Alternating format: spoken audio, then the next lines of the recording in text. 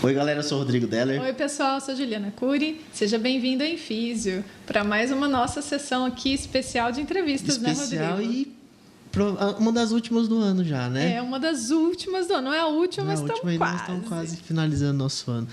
Marcelo Soares, obrigado por ter vindo, cara. O prazer é meu. O prazer é meu. E é um prazer estar aqui com vocês de novo.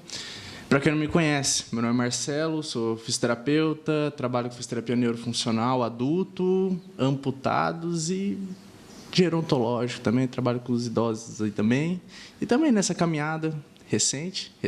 Quanto tempo formado? 2 anos. Nem 2 anos ainda, vai completar. Quase. Vai completar 2 anos em fevereiro agora. Estamos aí, firme. Começou. Trabalhando. Graças a Deus, trabalhando bastante. Que bom. E seguindo aí, levando principalmente a neuro como carro-chefe. Carro-chefe, né? Eu lembro do Marcelo no primeiro ano de faculdade.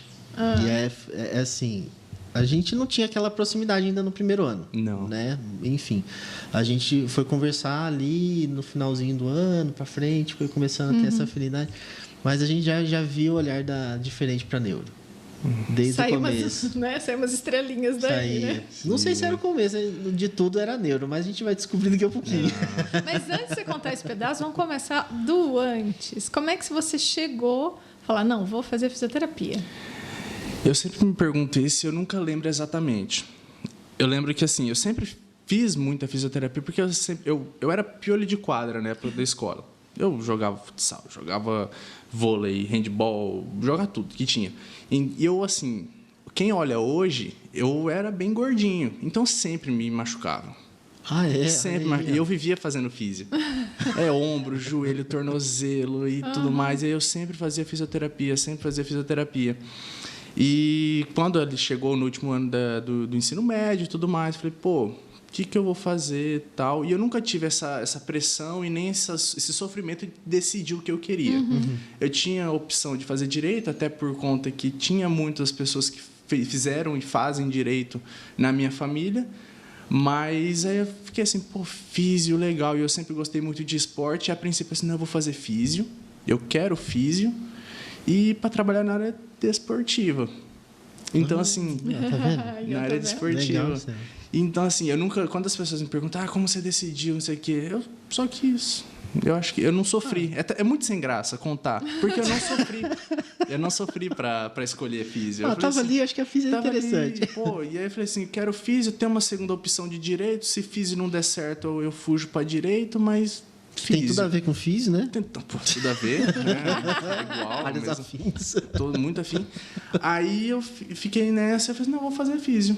Então, assim, eu não sofri, escolhi físio, entrei. E até no primeiro ano ali, a gente não tinha muito contato, porque a gente já entra ali, primeiro tudo perdido. Não, normal, primeiro ano, pô, né? Perdidão. Ano. Aí, professor, você já fica assim, professor. Você já dá aquele medo. Fica olhando assim, de longe. Aí eu já tive contato com você logo no primeiro ano, Foi. Você deu aula pra ele no primeiro ano? Aula de Deonto. Foi ano que eu substituí a Ângela. E você, saúde coletiva. Eu dei saúde coletiva. Ele sobrevive. Sobrevive, mesmo com a gente no primeiro ano, né? Mas aí a gente sempre ficava assim, professor, aluno... Deixa eu te contar um negócio, então. Assim. Na tua turma aconteceu isso. Você tava no primeiro ano, né, com eles e tudo. De repente, o pessoal levantava a mão assim. Falei, nossa, vem pergunta, né? Aula de história, fundamentos, deonto, bioética, né? Falei, vai vir um. Falei assim, posso do banheiro? Eu falei, ixi, deixa eu explicar um negócio pra vocês. Você pode ir, né? Vocês já são grandinhos, só não atrapalha a aula. Vai quietinho, volta quietinho, tá tudo certo. É igual eu falava pro Michael, vai, não tropeça no fio, né? Não arrebenta lá, tomara, tá? É bem isso. Bom, continua, só pra... Aí entrei, comecei a fisioterapia e tal... Tive meus altos e baixos dentro ali daquele primeiro semestre, principalmente. Aí fiquei, putz, será que é isso mesmo e tal? Aí no começo é muito teórico e tudo mais. Aí em saúde coletiva começou a ter mais práticas. Isso, aí tem aquela professora maluca que... Mais práticas. Aí eu falei, poxa, não tem jeito, é isso mesmo que eu quero. Eu tava assim, numa semana que eu falei assim, cara, eu vou ligar pra minha mãe, pro meu pai, eu acho que eu vou mudar de curso, não sei. Aí você mandou um trabalho... pra gente fazer, pra gente avaliar e tudo mais. Ainda a gente foi Tinha que criar uma ficha de avaliação, Criar uma avaliar ficha as de pessoas, avaliação. organizar. Olha aí, que legal. Aí nesse rolê todo, eu falei, cara, é isso mesmo que eu quero, não tem jeito. Se eu for pra direita, eu não vou ser feliz. Eu não vou ser feliz. Que bom, ainda bem. Então, Porque a frase deles no primeiro ano, nesse projeto, é assim, mas professor, eu tô no primeiro ano. Eu falei, eu sei. É, essa é a ideia. Organiza uma ficha de avaliação com esses elementos, vamos ver quais são, ajudo vocês, mas vocês têm condição de encontrar as informações. Vamos lá. sim, aí desde então, aí eu entrei, Encontra, né? Encontra. fui fazendo as coisas. Eu falei, cara, é isso mesmo que eu quero, eu vou seguir nisso daqui. Aí toma as porradas que tem que tomar, tudo mais, pra calejar, né? Normal. Engole um sapo que tem que engolir. Tudo normal. E aí vai conhecendo coisa, aí desde então é desportivo. Aí até ter as primeiras aulas de neuro, eu fiquei, neuro. Pô, legal. Neurofuncional ou, por exemplo, neurofisiologia? Começava a estudar neurofisiologia, neuroanatomia, eu já tava gostando. É, porque isso é no primeiro e no segundo ano ali, né? É. Aí eu pegava assim, pô, legal. Aí às vezes eu me pegava gostando de estudar neuro. Aí eu ficava assim, cara, legal. Aí tanto que quando. Legal. Legal, É muito legal. bom isso. Aí às vezes assim, nas matérias eu tirava, tipo, eu ficava na média. Eu nunca fui um aluno espetacular, tipo, de nota. Mas você olhava assim, tipo, eu ficava na média nas outras matérias, chegava neuro, eu ficava 8, 9. Ó. Já, Aí, subida boa. porque eu gostava muito de estudar. Tá vendo como o interesse e a vontade Gera. dominam, né? As Sim. coisas. Faz com que a gente tenha uma paixãozinha por aquilo lá. Ah, com certeza. E motiva, né? Muito. Motiva muito. Muito. É porque assim, eu lembro de conversar com o Marcelo nessa fase e ele já despertando esse olhar. Por isso que eu falo assim, pô, será que ele sempre quis a neuro, né? Então, assim, hoje eu descobri que não, mas é legal porque, assim, você começou a se dedicar para neuro desde ali, né? Desde ali. Porque, assim, eu nunca tive histórico de um AVC na família, ou alguma pessoa com alguma alteração neurológica na família. Nunca tive. Então, eu entrei pensando na área de esportiva, até porque por conta que eu gostava de esporte. Sim. Então, aí eu ficava nessa. Aí, aí começou, aí despertou, deu aquela paixonite. Assim Aí começou, foi indo. Aí tudo relacionado e tal. Aí ligava mais a fisiologia também, eu já gostava também, tudo mais. Apanhava muito pra aprender. normal, eu nem né? bato tanto assim. Apanhava vai. muito. Não de você. Eu gostava muito das aulas suas. E quando eu falo isso, às vezes a pessoa assusta. Mas eu gostava eles muito. assustam de qualquer Eu jeito. gostava muito dessas aulas. E eu assim, apanhava muito para aprender fisiologia, mas eu ficava lá.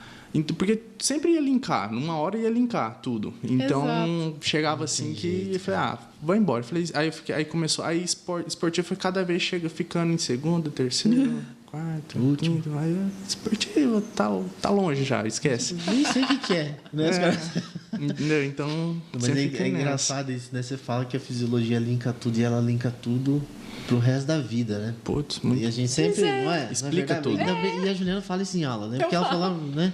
E aí a gente começa a ver a importância de você entender ela para construir o que você faz hoje também, né? Pensa O lá porquê no das coisas. O porquê das coisas. Porque ela é o conhecimento. Na verdade, o nome veio, né, do conhecimento da natureza das coisas. Que é pouquinho amplo só, né? Exatamente. A fisiologia Imagina. ela é a mais ampla do funcionamento normal das coisas. Porque eu apanhava muito, mas gostava muito de estudar fisiologia por conta que eu sempre fui curioso e eu sempre tive um medo de não saber responder tal coisa. Olha só. Então, assim, aí, na minha percepção, eu acho que a nossa, assim, eu acho que dentro da fisiologia a gente explica tudo. Ou pelo menos você acha o caminho para A gente acha o caminho para chegar. Então, eu falei, por que acontece isso? Aí você vai, você pega um Silvertor, pega um Guyton ali, e você vai folhear, você vai entender algumas coisas. Então é por conta disso, ou através disso, é isso. Então, eu acho que por conta disso que eu fui despertando, assim, entendendo, e por ter esse receio de não saber responder tal coisa, eu ficava batendo muito em cima disso. Apanhava muito, mas batia também. Batia muito também. Deixa eu te perguntar uma coisa. Quando você pegou o seu primeiro livro de neurociência para ler, o que você achou? Eu perdi horas ali. Normalmente eu pegava... Eu ganhei meus 2 primeiros livros de uma tia minha, que foi o Silvertor, E um livro foi de neuro. Foi de neuro. Então, assim, eu pegava para ler, assim, às vezes eu deitava e eu tava sem sono, eu pegava para ler. Pegava para ler, até me dar sono. E às vezes, assim, até me arrependi até certo ponto, porque às vezes dava 2, 3 horas da manhã, no outro dia eu tinha aula. Nossa Senhora, no outro dia você acordava destruído, mas eu perdia tempo ali. Eu perdia tempo, era um passatempo para mim. Eu nunca tive... claro, tem coisas que a gente estuda e a gente fica assim, nossa, isso aqui... Vixe, vou ter que ler isso aqui umas 10 vezes. Mas assim, eu pegava assim, era um passatempo meu.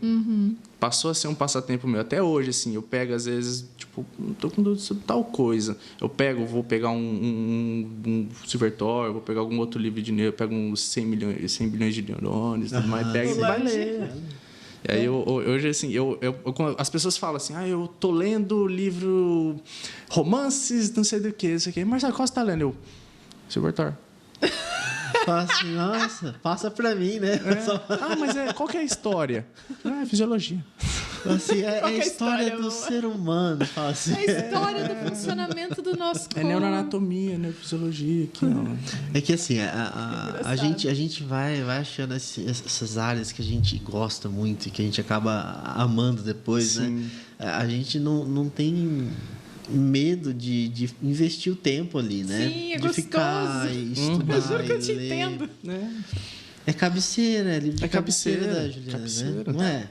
Agora não, porque eu trouxe ele pro consultório, ele tá aqui, né? Mas eu tenho ele de e-book no tá computador. Ela já tem na cabeça. É isso aí. Nas aulas ela falava, no capítulo tal, na página tal, não sei o que, eu falo sobre isso. Aí você ficava assim, Essa como? frase é clássica, cara. Eu Como devo essa falar mulher isso lembra muito. disso?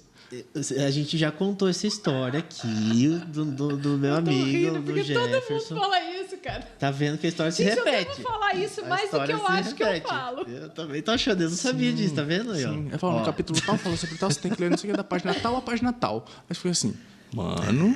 Não deve ser, né? Não pode. Aí você ia ver. Caramba, é mesmo. Tava lá, né? O duro é que assim, ó. Deixa eu te contar o memória pior. fotográfica. Deixa eu te contar o pior. queria. Ela vai te falar a edição.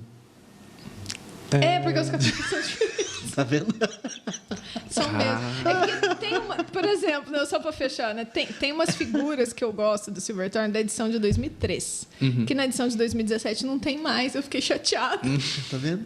Aí Tô eu te coloco falando, a tô te figura falando. de 2003. Aí por isso é que melhor. guarda Guarda. bem. Só pra ler dessa edição, não ler dessa. Tem que- Você conhece mania? Cada um tem as suas, né? Tem as minhas. Cada maluco. Mas é engraçado. Não, Eu tenho essa é memória descontrair. fotográfica, que às vezes tem um negócio aqui, eu sei que a explicação tá aqui ou tá aqui na página. Eu guardo Tá no num- lugar. num volta aqui. eu Não, é o guardo. jeito de guardar, né? O jeito de guardar. Cada um vai Cada ter o seu. doido com, né? Cada biblioteca cerebral do seu jeito. Lógico, Sim. lógico. Mas era bons tempos, hein? Saudades. Tô Você não saudades. sente falta da faculdade, assim? Muita. Que, muita. Cara, Do dia a dia. Eu sinto Diferente, muita né? falta do dia a dia ali. De estar com o pessoal, estar com os amigos que a gente fez na faculdade, estar com vocês, professores e tudo mais. Sinto muita falta. Até hoje, assim. Tanto que, ainda bem, uma coisa que eu até falo assim, ainda bem que a gente... depois de formado, a gente conseguiu criar um bom relacionamento e passar de aluno, professor, passar para profissional e amigo. Uhum. Então, assim, isso é uma coisa que eu fico assim, pô, que legal, que hoje eu consigo cultivar essa amizade, cultivar esse relacionamento. E até mesmo com os meus amigos da faculdade hoje, assim, por mais que cada um hoje esteja num canto, a gente tem o nosso grupinho do WhatsApp, a gente compartilha as nossas besteiras, a gente brinca tudo mais, a gente se junta. Essa turma era muito bacana nesse sentido, né? Ela era muito... Ela era um perfil típico, assim. Tinham pessoas muito diferentes, mas que elas se combinaram muito bem A gente nessa se turma. dava muito bem. Era dificilmente a gente ter uma treta ali dentro. Grave, assim, não, grave. né? Às vezes Grave tinha- não, né? Normalmente era Assim, externa, a gravidade... negocinho ali e tal, vem o negócio. É porque, na verdade, tinha o grupo nosso de amizade, sempre tinha os outros grupos. Aí os outros grupos a gente tretava e a gente era muito quinta série. Acabou de... A gente era quinta série. A gente era quinta série. A gente sempre pilhava os outros também assim, mas pra relaxar o clima ali. Aí alguém tá brigando, a gente fala, para com isso, velho. Sai dessa. Ou às vezes assim, mas eu tô, sei lá, mas o professor tá fazendo isso, não sei o que, não sei o que. Eu falei, mas você tem que engolir esse sapo. Por hora, né? Por hora você tem que engolir. Tem coisa que você tem que engolir. Não tem jeito dentro da faculdade. Ou você quer que o professor faça do jeitinho que você quer. E a gente sempre Ilusão, ficava, né? a gente sempre ficava tanto com as pessoas da nossa turma quanto das pessoas que vinham antes da gente. Então, às vezes a gente via algumas turmas anteriores, às vezes pé da vida com alguma situação. Eu falei, vocês têm que passar por isso, para com isso, vai, engole esse sapo aí, sofre um pouco, saudade, é bom. né? Nossa, Não, mas eu depois tenho dá muita, mesmo, né? eu tenho muita saudade da época a vivência ali, principalmente do último ano ali, de estar ali na clínica, de conviver com o pessoal, desde do pessoal da recepção, a faxineira, de estar ali naquele dia a dia. Era muito gostoso de você pegar ali, na hora do almoço, você almoçar, se arrumar, ir pro estágio, ficar ali, às vezes no estágio você ficava ali tomando cafezinho, conversando e tudo mais. Era uma delícia. Às Eu vezes nem gostava era um muito. cafezinho, né? O pessoal Nossa, tomava outras coisas depois do estágio. depois do estágio, né? Depois do pessoal da noite, né? Depois das 10. Depois das Pra ir 10. jantar aí, né? É, Happy hour. era happy hour Happy mesmo. hour depois mas era muito bom. Eu sinto muita falta. A Tanto turma- que vira e mexe, a gente passa lá pra tomar um cafezinho, dar um alô. Ah, lógico, Ah, é lógico. bom. Faz bem. Faz bem até pra gente que fica lá, né? Sim, nossa, a gente sempre gosta. E eu né? lembro, a turma do Marcelo, tava falando, a turma do Marcelo lembra muito a minha, assim. Com características diferentes, tinham mas uma grupos essência bem ali fortes, bem, assim, bem esse grupo, interessante. esse ali. grupo. É. A gente tinha as né? patotinhas, sempre Não, teve as e a patotinhas. personalidade forte, assim, cara, você todos tinha tinham, personas na sua turma, do mesmo jeito na turma dele, tinham personas bem delimitadas. Bem delimitadas. Bem Sim, por isso que delimitadas. às vezes dava os atritos, mas por conta de ter personalidade forte, mas acabava que no final a gente tava tudo junto e nunca... Bom, pelo menos eu falo por mim. Eu vou falar Se por alguém mim. falar que não, depois vem aqui pra Se gente... alguém se odeia ali dentro ainda, depois se resolve. Se odiar também, manda um Manda lá WhatsApp. no né? WhatsApp, lá. Manda um WhatsApp. Manda o WhatsApp, a gente conversa, não tem jeito. Se quiser, a gente combina um dia, faz se aqui Se eu, não, também. eu falo assim, se eu não sei que eu magoei alguém, por favor, me fala que eu já A gente muda esse infis e coloca casos de família. Casos de família. Aí a gente Dos conversa. corredores da faculdade. Pode serve também. Então a gente consegue resolver isso daí na conversa. Mas eu sinto Aí. muita falta. Sinto muita falta disso tudo. É algo que eu cultivo assim. E para saber de onde eu saí, para saber onde eu quero chegar. E é a essência. Acho que é a essência. Acho que a gente sempre tem que estar lembrando disso para a gente colocar o pé no chão também e se orientar. Isso é verdade. E você já saiu e já foi trabalhar em Neuro. Como é que foi essa? Sim. Ou você já começou a fazer algumas coisas de estudar, ou fazer algum curso antes, ou não? Como é que foi essa transição? Assim, logo antecedendo ali esse termo, essa colação de grau e tudo mais, eu tinha vontade de fazer residência em neuro. Né? Então, o EL, que era o centro, que era o berço ali da neuroadulto no Brasil, né? A primeira residência. E é o berço das residências, né?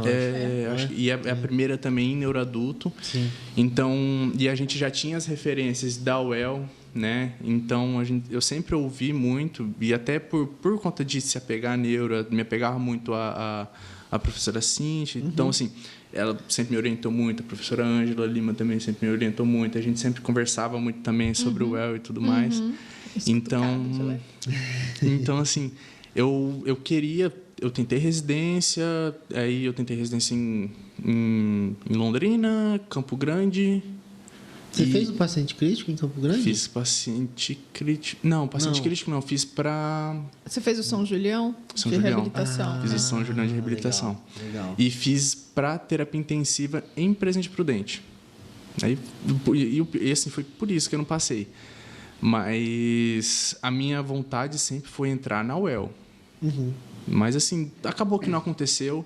Mas, assim, eu acho que as coisas acontecem, né? Porque depois, quando eu fui fazer minha formação do Bobat, eu encontrei muitas pessoas que eu ouvia falar.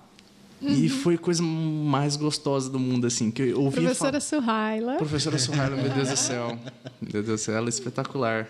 E professora Suhaila, Rui. O Rui. Teve muitos professores. A Márcia. Márcia, nossa querida. A Uma Márcia. queridona. A Márcia, eu morro de medo dela até hoje. Porque eu tenho certeza que ela sabe que ela vai me perguntar alguma coisa que eu não sei responder. Ela chega daquele jeitinho dela, pá. Então, Isso aí. então, assim, eu tinha essas pessoas como referência e eu nunca tinha contato. Aí sei lá, o contato que eu tinha era às vezes assistindo uma videoaula. Era uma videoaula no canal do Rogério, que fala sobre neurofuncional. Aí eu tava lá ouvindo a Suhaila, que era alguém que eu sempre admirava, do canal do Rogério, que o Rogério tava lá comigo também, que é o cara também que eu criei um carinho muito grande, até hoje, vira e mexe, a gente tem algum contato. E assim foi, eu falei assim, cara, eu tô no céu aqui, porque aqui em Dourados, às vezes, a gente tem pessoas para conversar sobre neuro. Lá, você fala neuro, parece... Eu tava no céu, era muito gostoso. Brota umas 20, né? Parece uma brota umas 20, assim, ó. Aí a gente tava no meio, assim, dessa formação e pra mim foi muito gostoso. Eu acho que faltou só a Cíntia nesse curso. Nossa, faltou. A Ângela tava lá também, e foi ali que, com a Ângela que cheguei foi a ter... Você teve contato com ela? Eu já conhecia ela do estágio na UTI. Né? No HU. No verdade, HU, que aí ela também me ajudou e me orientou, porque ela sabia também que eu queria prestar na UEL, neurofuncional. E aí lá em Londrina a gente também passou quase um mês junto, né? Então, juntando as duas fases. Sim. Então a gente passou a ter um contato, tem um carinho muito grande pela Ângela, aprendo muito, amo ouvir ela e a gente tem um carinho muito grande. Que legal. E é muito gostoso. Lá foi bem legal, então... saudades também. Bem. Quando que foi isso aí? O do bolo, a formação? Meu Deus, eu sou muito Foi em horrível. maio desse ano? Foi esse ano, né? Foi mais ali pro começo, meio do ano. Eu não sei, eu sei que foi... Acho, porque era para ter sido em 2020. Aí, por conta da pandemia, adiou, mas foi esse ano, em algum momento. Foi maio, abril, foi por ali. Por ali. Naquele meio começo, foi começo, meio do ano ali. Aí foi primeiro, acho que se não me engano, 13 dias, 14 dias, e depois, uma semana depois, mais 14 dias. Foram, ao todo, quase um mês. Que legal. De formação, junto com a professora Ana, junto com a professora Márcia, também estava auxiliando ali. E com aulas, teve aula da Suhaila, neuroplasticidade e tudo mais. Foi uma troca de experiência muito grande, porque tinha pessoas ali que às vezes eu lia artigos sobre, e às vezes eu estava ali trocando uma conversa com aquela pessoa. Então, assim, às vezes eu acompanhava um outro fisioterapeuta de tal lugar que aquele cara estava lá. Então, assim, foi muito legal. Então, aí você conhecia o trabalho de outra pessoa, aí tinha pessoas de Curitiba, tinha pessoas de Santa Catarina.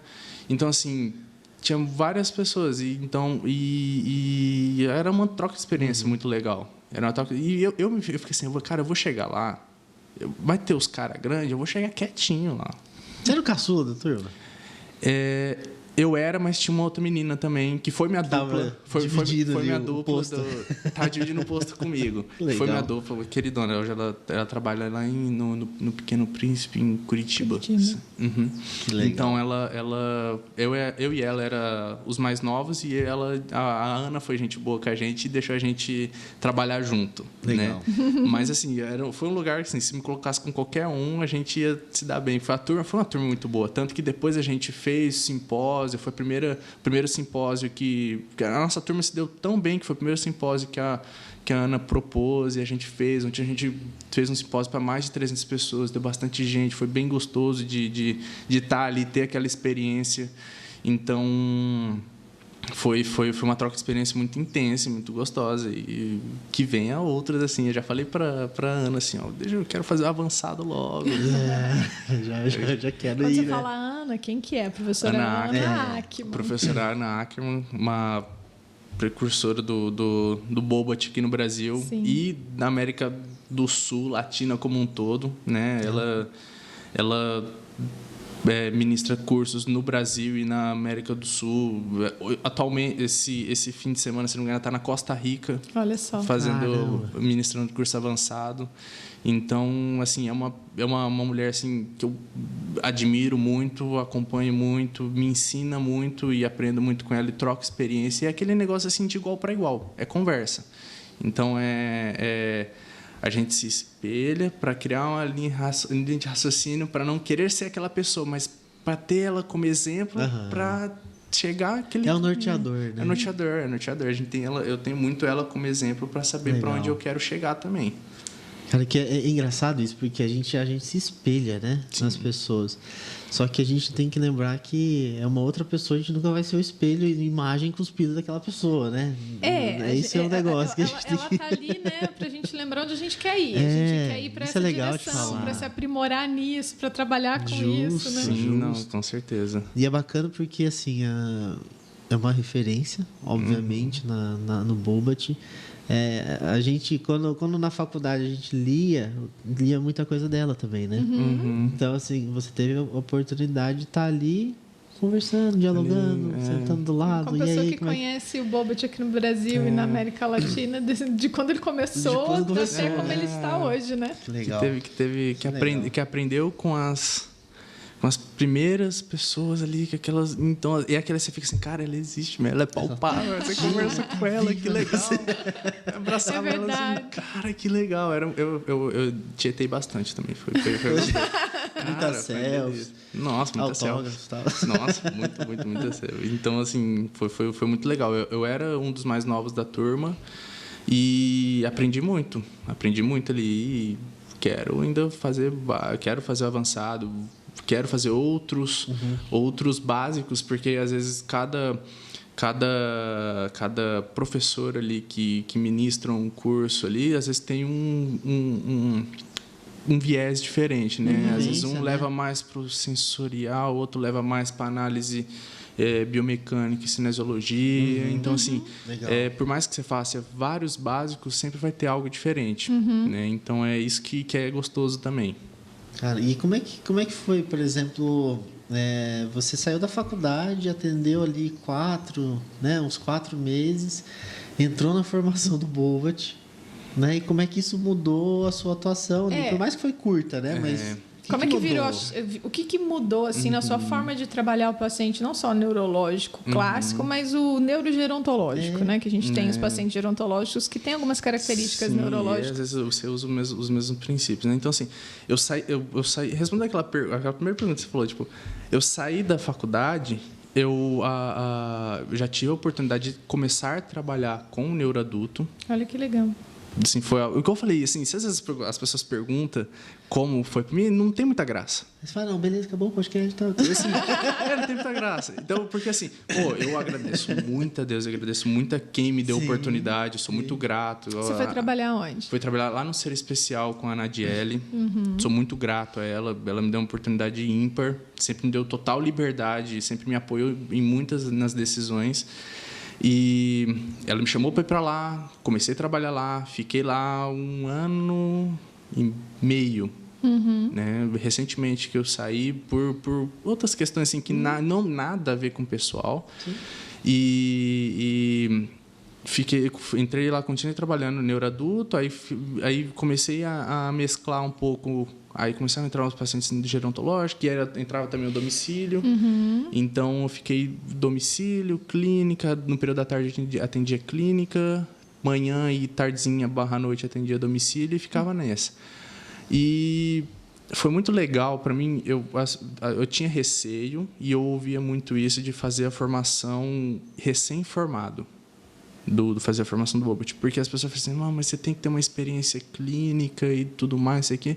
E até certo ponto eu acreditava nisso também, mas foi esse adiamento da formação por conta da pandemia foi bom para mim também, que eu fiquei assim, cara, acho que foi bom isso para mim, porque me fez com que tivesse uma experiência clínica maior do que eu poderia ter se tivesse feito antes.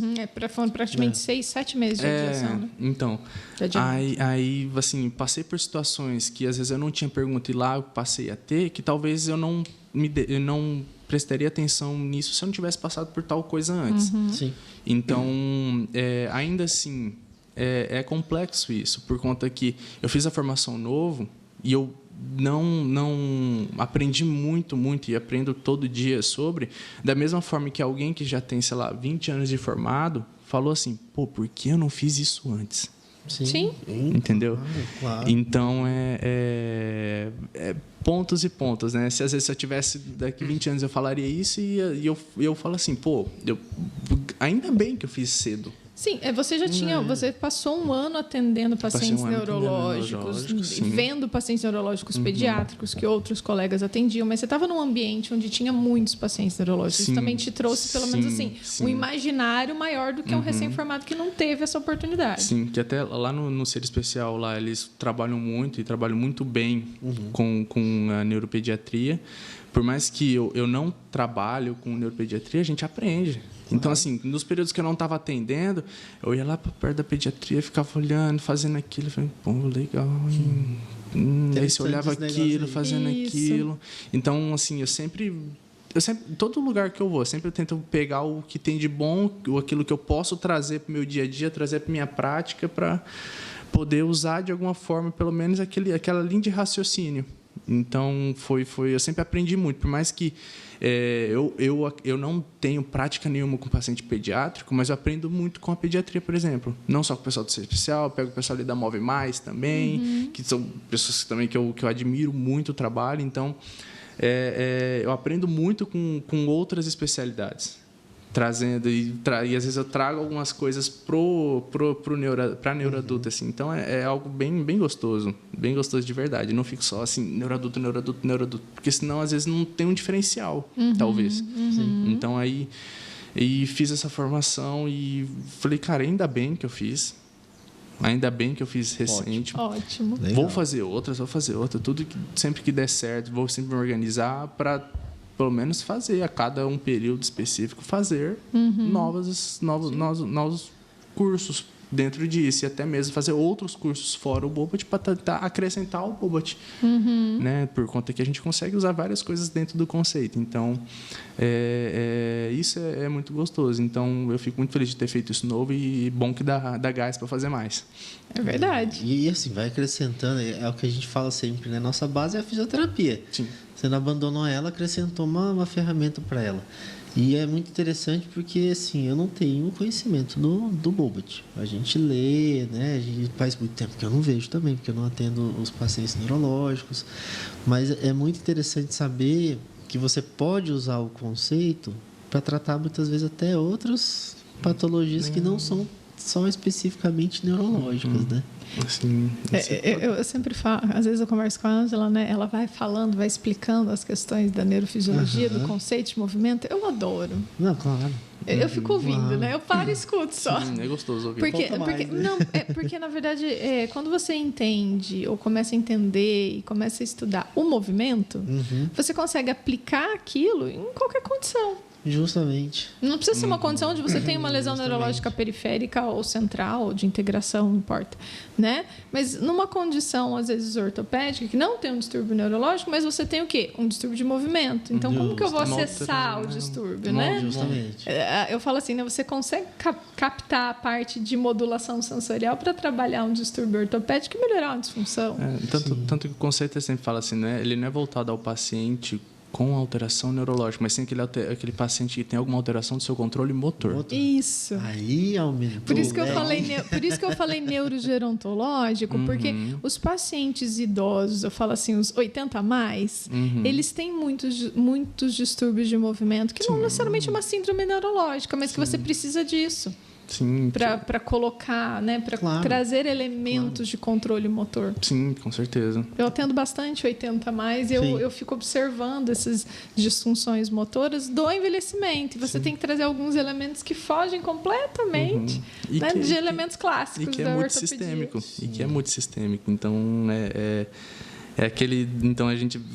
é um paciente que é um idoso. Tá, mas ele tem uma disfunção, às vezes, do seu controle motor. Às vezes ele vai ter uma disfunção que afeta principalmente, talvez, algum sistema específico. Vai ter também algum sistema que vai ser potencial, que você vai usar aquilo como arma para ajudar e ajudar a recuperar, talvez, aquele sistema.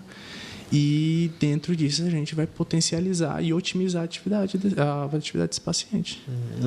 Eu dou exemplo, Marcelo vai lembrar, né? Foi assim... Por que não usávamos diagonais de Cavat's na aorto, né? Sim, não era? Muito. Então é muito interessante isso. Por que não usar na cardiorrespiratória? Na cardiorrespiratória também. Eu uso umas coisinhas.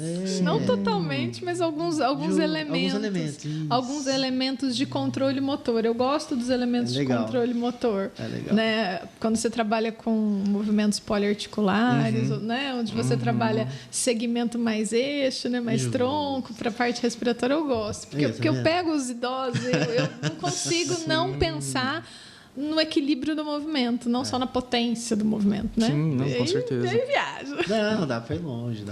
Não, com certeza. E até assim, pensando, às vezes, trazendo o Bobat, às vezes, para um paciente mais com uma disfunção respiratória, por exemplo. Todo trabalho, toda noção de biomecânica e cinesiologia, tudo mais que você tem, principalmente relacionado a tronco e coluna torácica, mobilidade e tudo mais, é algo que ali você consegue observar muito bem um paciente com alguma restrição, um paciente que leva a ter uma restrição e que leva a ter alguma alteração respiratória, por exemplo. Então, a gente consegue sempre trazer princípios para outros pacientes e coisas que você usa com pacientes de outras especialidades para da neuro para qualquer outro paciente. Então, isso eu acho que é muito válido. Por isso que eu gosto de trabalhar com a gerontologia, justamente porque é um paciente que você tem que trabalhar de maneira integral, todos os sistemas, né? Então, eles são desafiadores por isso. Muito, muito. Quer dizer, eu falando aqui, né? Não, mas porque normalmente os idosos que eu vou para atender porque teve algum problema. Porque teve uma pneumonia, ou porque isso, porque internou, porque eu notei, né? Eu pego mais idosos assim, ou da parte cardio, insuficiência cardíaca. Mas eles têm outros elementos, né? Sim. E até no último consenso de reabilitação cardiovascular, o que saiu em português, eles falam muito de observar os demais componentes. É uma frase pequena, né? Inserida ali no meio, mas ela faz todo o sentido. Porque você pega um paciente idoso com uma ICC um pouco mais grave, ele não é só isso. O que eu vou dar de qualidade de movimento para ele, né? Então, aí eu tenho que pensar em outros elementos. Sim. Às vezes eu não vou conseguir fazer aquele treino aeróbio ou intervalado que eu gostaria, vou ter que pensar em outros elementos funcionais. Aí eu saio da cardio.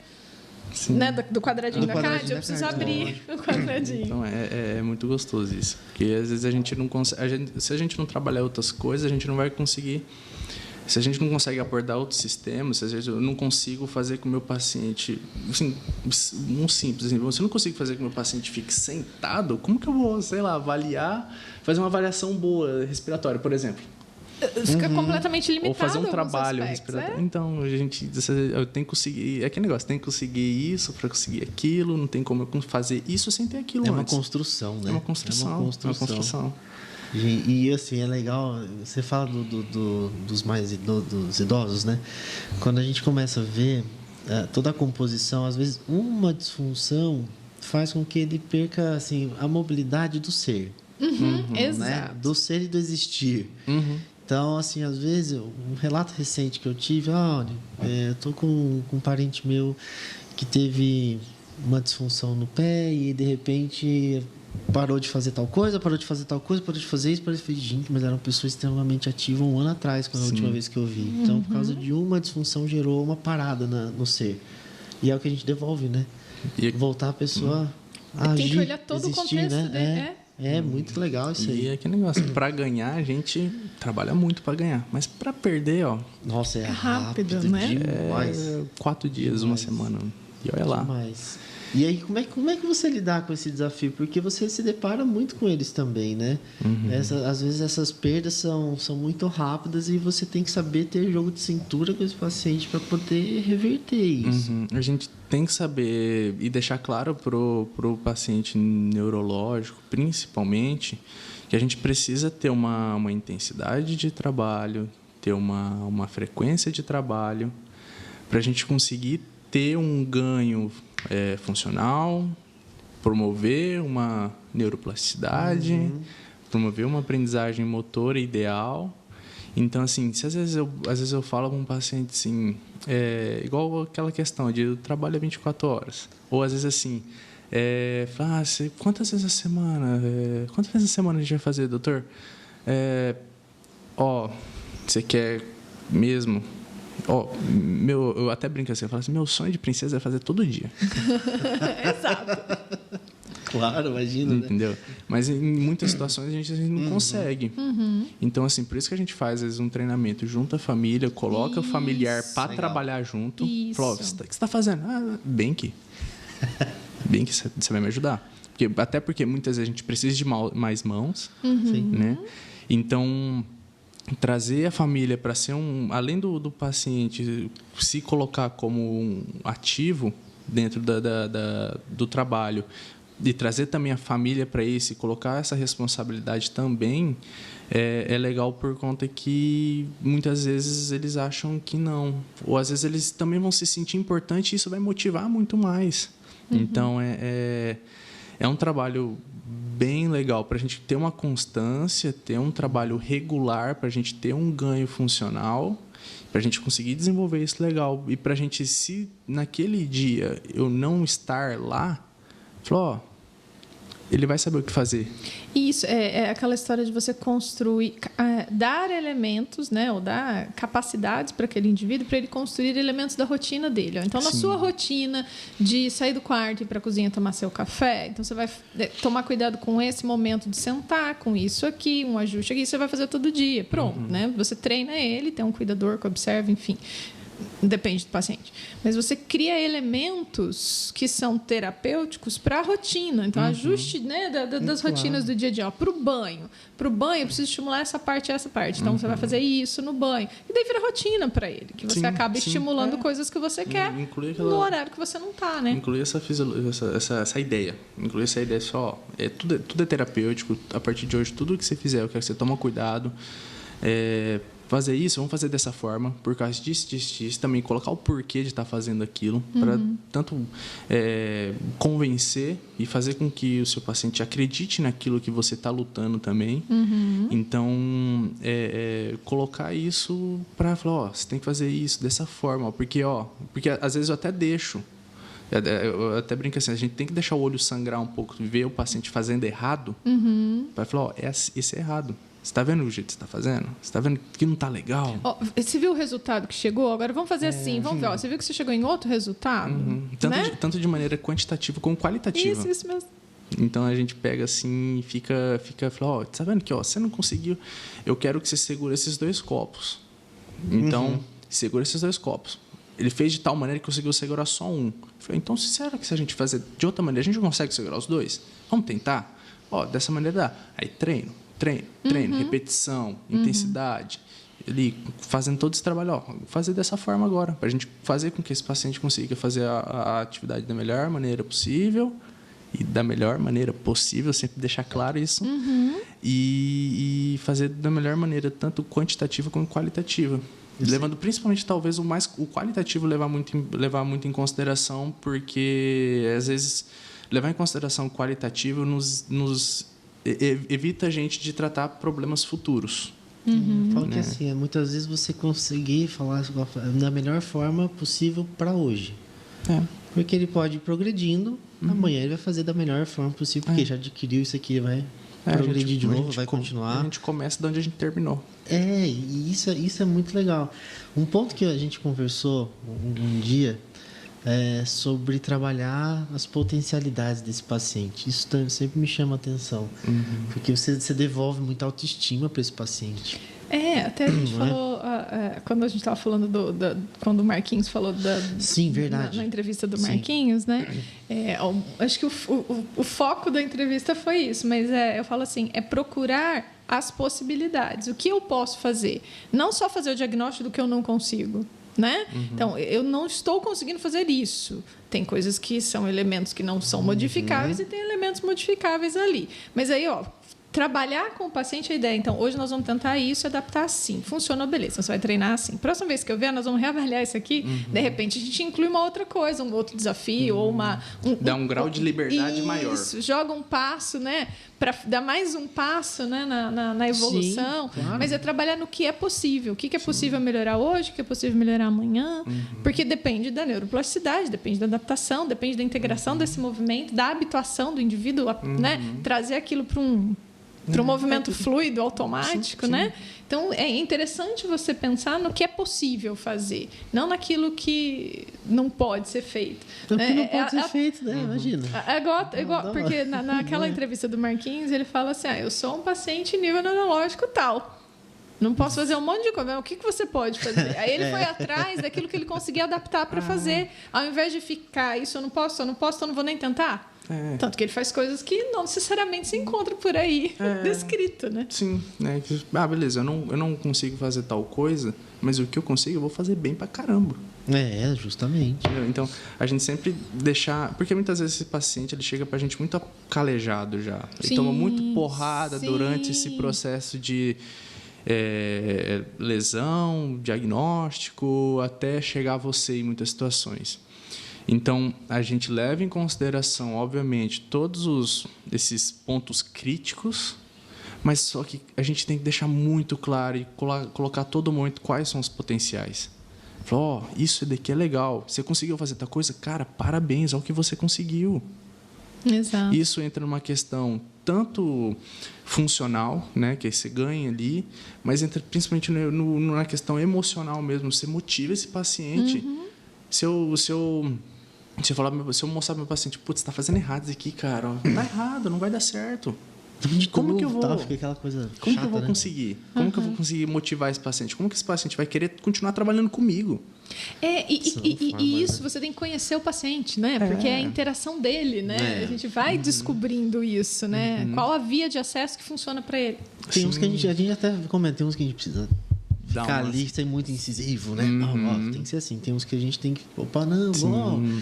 Pô, foi legal, mas vamos tentar de novo, de um jeito diferente? São formas de comunicar também, né? E isso eu falo assim, até mesmo dentro assim, de abordando nos sistemas. Isso foi algo que eu até comentei, que às vezes se eu pego um paciente hipotônico, se eu falar com ele desse jeitinho aqui... Você rebaixa mais o tônus dele, vai dando sono. Mais o tônus dele. Às vezes você tem que... Coloca pra dormir já. Coloca pra dormir. Às vezes você tem que dar um susto nesse paciente, ou até às vezes promover instabilidade para ele... Quer dizer, quais são as vias de acesso para você modificar o que você quer, né? Eu acho que a neuro faz a gente pensar nessas coisas, justamente por isso, porque o tom de voz que você conversa com alguém, ele faz com que você tenha alguma reação. Mas se você muda o tom de voz, não é assim? Você muda a energia do processo. E você tem uma resposta diferente. O indivíduo é a mesma coisa. No indivíduo hipotônico, você tem que dar alguns comandos mais imperativos, com um tom de voz que termina na ascendência e não na descendência, né? do espectro mesmo da entonação, da colocação de voz. Porque isso é uma via de acesso de alerta dele. O alerta já aumenta um pouquinho o tônus, né? E da mesma forma são coisas assim, são elementos interessantes. E da mesma forma que se você trabalhar com um paciente que ele tem um aumento de tônus, ou se às vezes ele não tem um planejamento motor legal, se às vezes ele só faz sem planejar, às vezes a gente já conversa um pouco mais devagar, fala, ó, calma. Que já irrita um pouco a pessoa no começo, mas depois ela entende. Um pouco. Ou às vezes a gente pega uma atividade, essa atividade a gente vai dividir ela em 3. Ordenado. No 1 você vai ter que fazer isso, no 2 você vai ter que fazer isso e no 3 você vai ter que fazer isso. Porque senão ele vai fazer isso de uma maneira, de uma vez só. Ele faz os 3 de uma vez só, né? Ele faz de uma vez só alguma coisa. E sem ajuste, né? E sem qualidade. Sem qualidade. Sem consciência. Então, sem consciência. Ele não planeja aquela atividade, não tem um planejamento motor, que às vezes é muito comum, principalmente com o idoso, que às vezes você pede para se levantar, se ele tiver todo torto aqui, ele já vai querer se levantar e muitas vezes isso resulta em queda. Né? Então, olha aí. Vamos lá. Eu quero que você se levanta. Primeiro, se arruma. Segundo, tronco para frente. Terceiro, tira o bumbum da cadeira. Então, esse tipo de coisa que a gente pega e às vezes tem que acalmar. Então, essas facilitações verbais que a gente fala dentro do conceito, ela é muito importante. Exato. Então, a gente trabalha muito hands-on, né? A gente trabalha muito mão, mas a fala vai ser muito importante, a forma que você conduz aquilo vai ser muito importante. Então, a gente tem que observar tudo, até o ambiente, muitas vezes, né? Olha que interessante, né? Eu atendi alguns pacientes pós-Covid mais graves que ficaram no UTI, que estavam acamados e tal. E eu lembro de um, assim, que quando eu pedi para ele, né, ficar sentado e levantar da cama, porque ele falou que estava fazendo isso junto com o cuidador, né? Como é que eu tenho que fazer? Eu falei, não, quero ver você fazendo. Faça. Depois a gente vê. Se estiver fazendo certo, você vai continuar fazendo. Não vou nem me meter na história. Né? Dele, Eu falei, Se eu tiver certo, você não vai mudar nada? Eu falei, não, mas eu preciso ver. Então, não vou falar nada. Sentei e fiquei quietinha, só olhando. Eu falei, não vou nem aí ajudar para não atrapalhar. Eu quero ver todo o processo. Sentei. A pessoa ficou muito ansiosa, que ela achou que eu ia lá pôr a mão. Não, eu sentei bem longe, a 3 passos de distância, para não dar tempo de eu ir lá fazer alguma coisa. Falei, você não está fazendo isso todo dia? Tô. Falei, então eu quero ver. Aí fez exatamente aquele movimento, vum! né? Sem Tipo consciência assim, do que estava fazendo. Nossa Senhora! Mas não tinha uma alteração neurológica específica, mas era só muita fraqueza, né, da polineuropatia mais periférica do paciente UTI. Aí eu tentei controlar a respiração, né, para você não mostrar o que você está pensando, né? Solta o ar. É aquele negócio que eu falei, você tem que deixar o olhar arder um pouco. Isso, eu deixei eles fazerem exatamente como eles fazem todos os dias. Aí eu falei, agora senta e deita de novo. Deita de novo. Tá bom, deita de novo. Aí deitou. Eu não queria deitar. Vou ter que levantar de novo. Falei assim, agora nós vamos fazer juntos. Mas nós vamos mudar Isso aqui tá bom, isso aqui não tá tão bom. Então vamos fazer essa primeira parte, sentar. Aí eu falei assim, ó, você vai pôr o braço aqui, vai fazer isso aqui, e vai fazer isso aqui, e você vai sentar sozinho. Você vai só colocar a mão aqui no ombro do cuidador. Trouxe o cuidador, falei, fica aqui, poste, não põe a mão nele. A hora que ele sentou sozinho, só segurando o ombro, e ninguém precisou puxar o braço dele, ele ficou olhando assim... Ué? É aquela história, né? Ele tinha força. Só que ele não tinha... Já tinha feito a primeira parte da avaliação. Sim. Só queria ver como é que estava a rotina do negócio. Falei, você vai fazer isso todo dia. O enfermeiro não vai mais te puxar. Falei, seu ombro vai parar de doer. Porque estava com dor no ombro, porque estava pressionando. Resolvi 2 problemas na tacada só. Aí eu falei, em pé. Em pé, o coitado do cuidador, puxava e ele vinha de uma vez. Falei, não... Ajeita calcanhar, alinha esse pé, abre um pouquinho esse joelho, traz o tronco, aí agora você vai escurar lá, facilitação verbal. Sente a sua perna, é lá no seu quadríceps, empurra. Atenção, agora o cuidador vai te ajudar, porque você não tem toda a força, mas você vai fazer força na sua perna, concentra lá no seu joelho, estica ele. Aí o cuidador falou, agora você traciona um pouquinho. Aí ele veio vindo, agora você termina, né? Você só controla o tanto de peso. Perfeito. Aí beleza, aí ele ficou olhando. Todo dia. Sua tarefa vai ser fazer essa rotina aqui sem ninguém te puxar. Não quer ninguém puxando essa mão. Só isso. Só mais nenhuma tarefa você tem. Só isso, né? Ele falou assim, mas só isso, né? Eu falei, todas as vezes. Falei pro cuidador, todas as vezes. Na cama, no sofá, na cadeira, onde você for. Lá na cozinha, todas as vezes.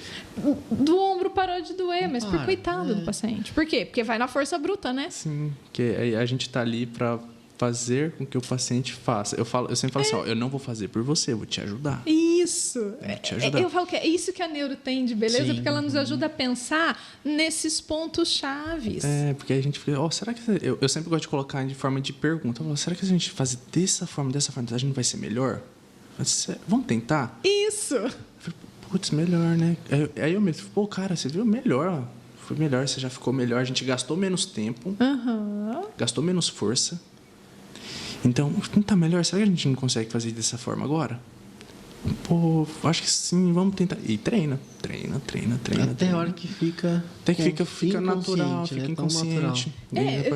Você entra pro movimento fluido, né? Quando você não precisa mais fazer ele todo quadradinho, mas você vai para ele primeiro, para depois você trazer ele para um movimento automático.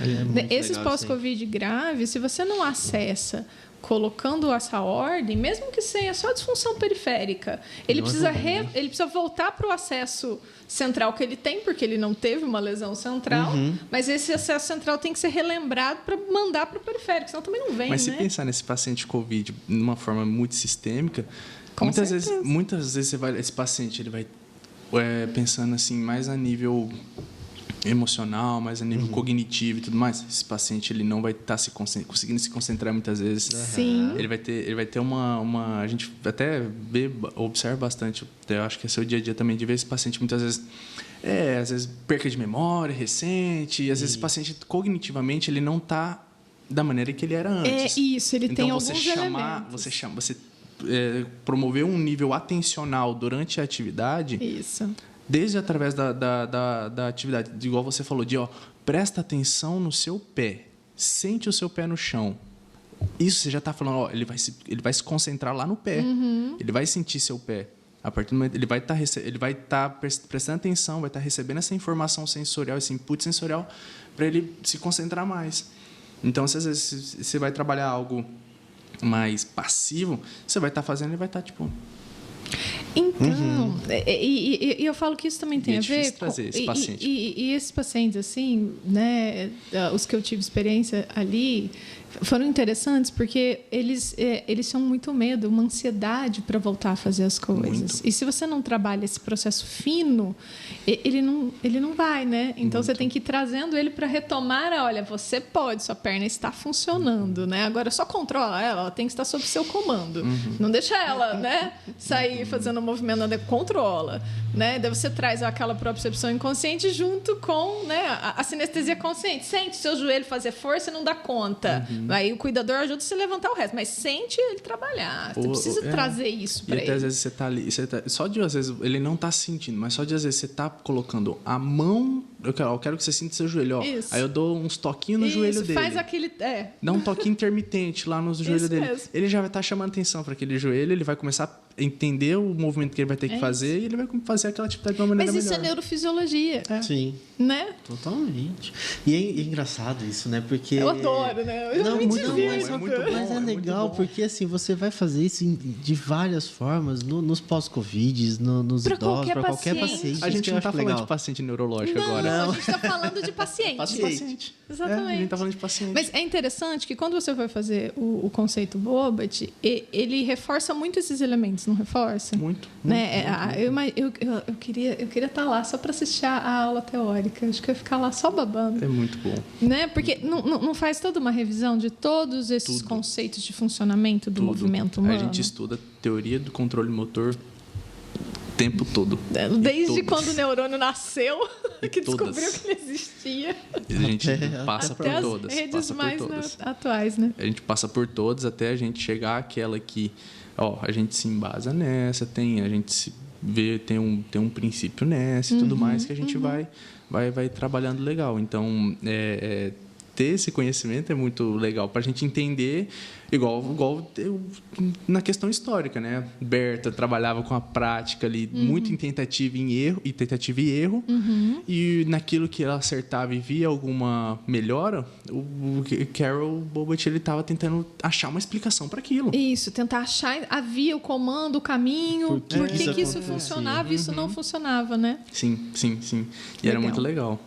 Essa questão é muito gostoso. Porque eu acho que é isso que é o mais legal. A gente não está falando de paciente neurológico. Não é uma síndrome específica, né?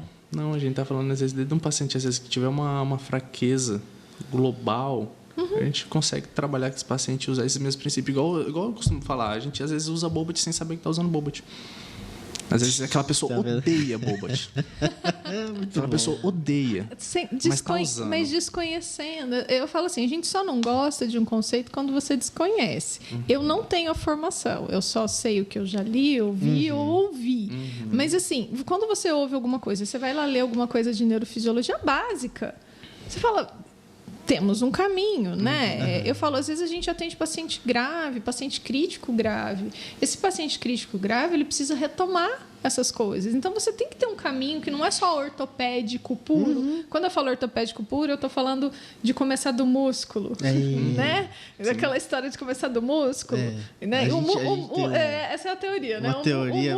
O músculo é só quem obedece. Tadinho. Né? O músculo é o final. O músculo é o fim da linha. Ele vai obedecer toda uma cadeia de comandos. E é ela que vai trazer qualidade para o músculo. Então, eu preciso saber dela mesmo que eu não trabalho no conceito específico, eu preciso conhecer como fisioterapeuta, né? Olha eu aqui, né? Defendendo a fisiologia. Mas aí você junta lá com a formação dos nossos tecidos, aí você vai estudar embriologia, você fala assim, verdade, o sistema musculoesquelético, o meso é depois. Ele vai se formar praticamente por último. Então. E aí? Né? Qual que é o sentido? Eu tenho um comandante que está mandando uma informação errada. Eu preciso corrigir lá de cima, né? Que aí entra todos os conceitos neurofisiológicos da história. E como a gente vai chegar àquilo, né? Como que a gente vai chegar no... Como a gente vai conseguir mandar uma informação boa para o nosso sistema nervoso central, né? Eu posso e o idoso?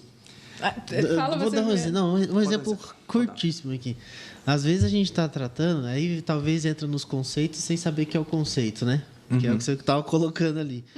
Quando a gente está avaliando dentro das nossas terapias aqui manuais, a gente faz muito estímulo motor ou sensório, né? Para poder realmente chegar, às vezes, com um diagnóstico diferencial. E aí você faz pequenos estímulos em algumas regiões e aquela dor que esse paciente relata, às vezes ela diminui. E às vezes é em cima de uma região de víscera, às vezes é a parte do sistema nervoso que você está estimulando. E ali você já começa a ver respostas no músculo esquelético. E você não chegou na região que você precisava tratar.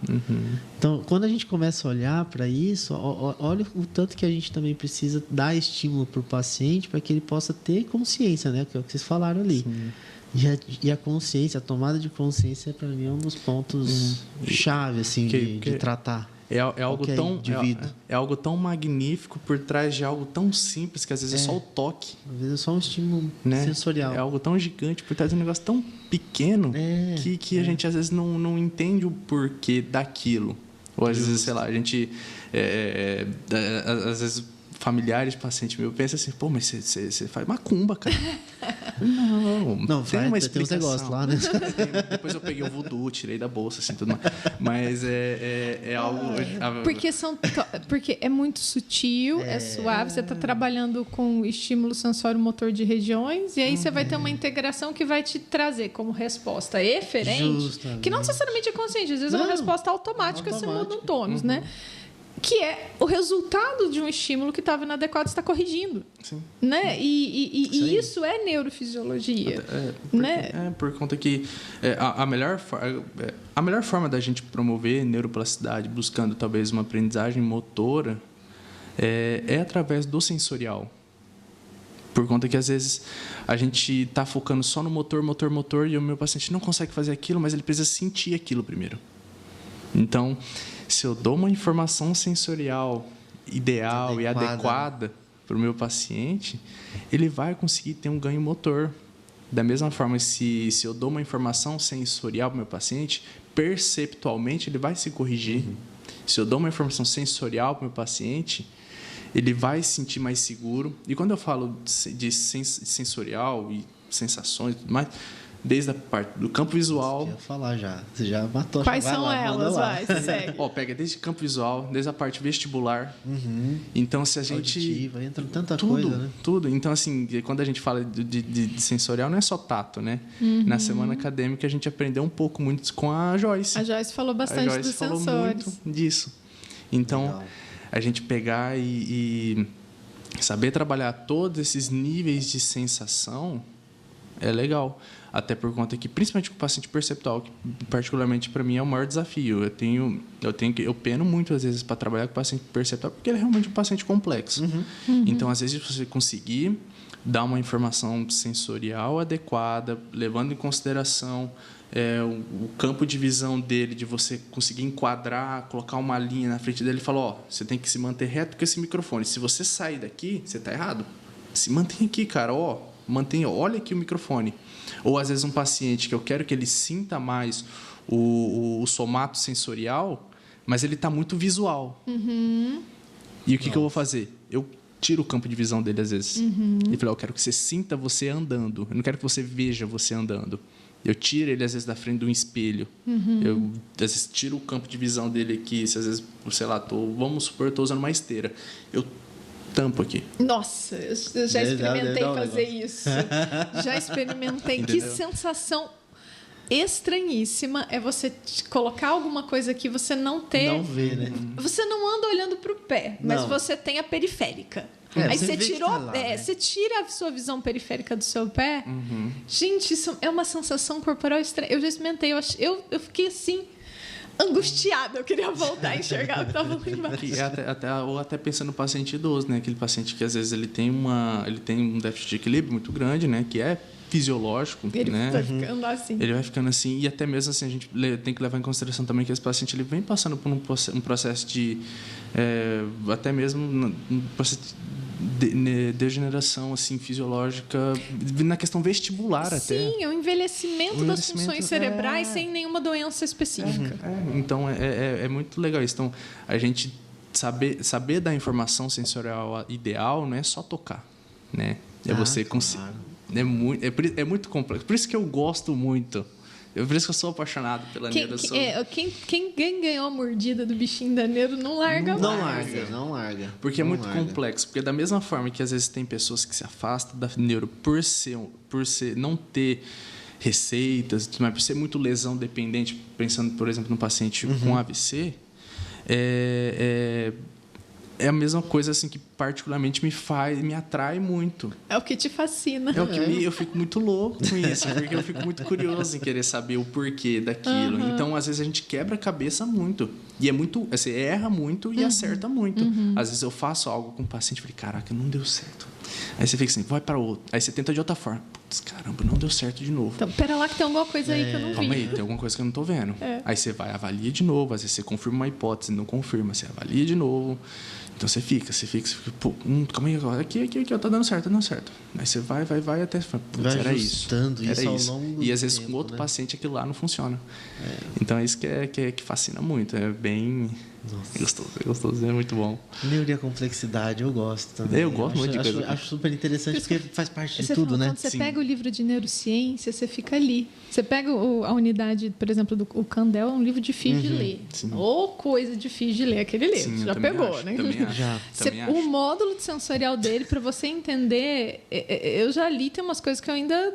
Vai, volta, né? Eu não sei explicar, não. Assim, eu precisaria ler de novo umas 5 vezes. Porque eu olho e falo, tá, eu entendi até aqui, mas daqui para lá... Peraí, né? Eu ainda não entrou no algoritmo, né? Vamos dizer assim. Aí você para, assim, aí você tenta, aí você fica matutando para tentar... E aí, né? Mas é bem legal. É bem legal esse tipo... Mas eu gosto muito dessa ideia do sensorial como um todo. Né? Que a gente... Suspeito, né? Eu não vou falar sobre sensorial. Essa ideia do sensorial como um todo, porque assim... isso é muito colocado, né? É a principal forma da gente conseguir conversar com o cérebro do paciente. E se você... Assim, eu tenho aquela ideia, assim, que se você... Toda vez que eu olho, eu falo de quem que é a culpa? De quem que é a culpa? É a falta de informação que chegou, porque o cérebro ele programa a partir de elementos que ele recebeu. E se ele não recebeu o elemento? Ou não recebeu o elemento correto? Pois é. Sim. Às vezes, o que vai sair é uma resposta ou inadequada ou não vai ter uma resposta esperada. Você pega, por exemplo... Foge um pouco aqui do assunto, né? Mas na outra entrevista da Maressa, quando ela falou do autismo, por exemplo, da ecoterapia. Você tem várias vias de acesso sensorial ali na eco para um paciente que tem um distúrbio, né? Uma alteração que inibe algumas respostas. E você traz ele para o cavalo, tem todo um ambiente sensório que traz respostas adequadas. Não é só e colocar benéficas. ele no cavalo. Não, é o que ela estava falando. Né? Ela estava só põe chacoalha. Não, né? Ela estava falando sobre isso ontem, né? De como isso tem a ver com muitos elementos. Então, é isso que fascina quem começa a estudar neuro. Sim, muito. Esse povo que se especializa em neurofuncional né? Eu sou fã, tô tudo meio doido, mas eu sou fã de todos eles, que olha. Meio Tonho da Lua. Não, mas é bom, precisamos, né? Porque traz luz para muita coisa. Eu tenho um livro que chama Neurociência Clínica, que tenta trazer isso para a parte ortopédica também. É fascinante de ver. Você fala, meu Deus, como é que os caras pensaram nisso aqui, né? Neurociência. É algo que não tem como fugir dela. Não tem como fugir dela. É legal. É algo que eu penso ainda muito em bater em cima, de dar uma destrinchada, de estudar, sei lá. É uma vida estudando isso aí. Você vai pegando um paciente, vê um negócio e chega... Justamente. Você tem esse hábito de estudar assim? Muito, muito. É algo que eu luto muito para não perder. Né? Que às vezes a gente fica muito na rotina, a gente começa às 7 horas da manhã para tarde, espera, né? Para 7h30, 8 horas da noite. Então, mas ainda assim eu sempre tento parar. Às vezes se eu fico uma semana ou assim, alguns dias sem estudar, fico assim, cara, tá zoado, calma aí. Deixa eu me organizar de novo. Aí me organizo, aí às vezes eu faço um feedback de como foi minha semana, falei, putz, eu tive dificuldade com isso. Acho que eu vou dar uma olhada nisso de novo. Eu tive dificuldade com aquilo, eu vou dar uma olhada nisso de novo. Então, assim, eu sempre tento basear o meu estudo dentro daquilo que eu tenho dificuldade no meu dia a dia ali, da prática ali, no trabalho. Então, se às vezes eu apanhei nisso, eu falei, não, isso aqui eu tenho que ver de novo. E até bom que te instiga a estudar aquilo e você não vai achar aquilo tão maçante, porque você fala, nossa, é algo que eu preciso para o meu dia. Isso é importante destacar, né? Você vai aplicando a sua rotina de estudo para poder resolver os problemas dos seus pacientes, né? E e organizando o que eu não estou vendo nesse paciente, o que eu não avaliei ainda. Você vai lá e procura alguma coisa para tentar resolver uma coisa que não funcionou, né? É legal você comentar isso, porque faz parte, por exemplo, os alunos que estão saindo do penúltimo ano para ir para o último ano de estágio, vão nessa transição, né, para o estágio, que começa essa rotina mais específica e depois ela acaba ficando, né? Sim, tem que criar esse hábito, porque senão às vezes a gente não vai conseguir resolver algumas coisas, simplesmente. Se a gente não parar para rever alguns princípios, até né? conceitos básicos, né? Básicos. Precisa voltar Eu vejo muito conceito básico. Eu vejo muito conceito básico. Porque, às vezes, eu fico muito incomodado. Às vezes, se eu penso algo sobre... Sei lá, eu tenho uma noção de algo tão complexo sobre alguma coisa específica, mas eu não sei o básico sobre tal coisa. Aí fica assim, não, calma aí. Vamos voltar. Volta aqui um pouquinho. Lê um pouco sobre isso de novo. Dá uma olhada naquilo pra gente também conseguir entender aquilo de novo de uma melhor maneira, ou talvez de outra maneira. Conseguir, talvez, abrir a mente para aquilo. Ou conseguir aquilo por causa daquilo. Então, eu falo assim, né? Construir o caminho, né? Do raciocínio. Sim. E qual, assim, nesses quase 2 anos de formado, né? Qual tipo de paciente neurológico você já viu? Assim, porque às vezes a gente lê uma síndrome e você nunca ouviu falar dela, né? Mas assim, o que você já atendeu mais? Pra gente entender o perfil até mesmo aqui. Eu tive eu tive sorte também que eu consegui ver também síndromes raras no estágio. No estágio, você pegou algumas, né? Machado Joseph, síndrome de Machado, ataxia cerebelar tipo 3, né? Mas assim, no meu dia a dia, Parkinson, AVC, os pacientes gerontológicos,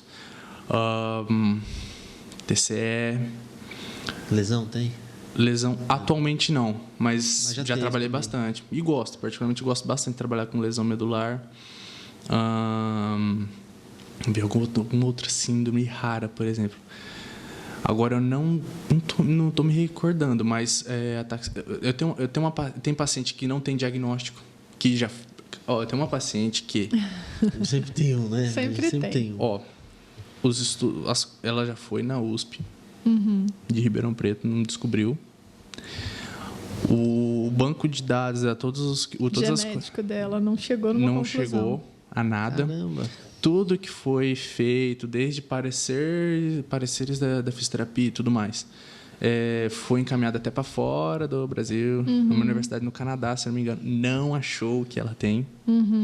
Então, assim, a gente vê, às vezes, algumas coisas raras, mas tem coisas que a gente vê que a gente nem sabe o que é. Que foge um pouco. Que é uma síndrome neurológica a esclarecer. Aí que tá. Aí tem um componente atáxico, um componente não sei o quê, mas você não consegue fechar um quadro. Mas né? aí que tá. A gente não vai tratar o diagnóstico. Aí chegamos no ponto legal. No ponto que Agora, eu queria. imagine se a gente tratasse só o diagnóstico. Vai chegar na paciente disso, a gente não vai fazer nada. Chegamos no ponto que eu queria. Cara, né?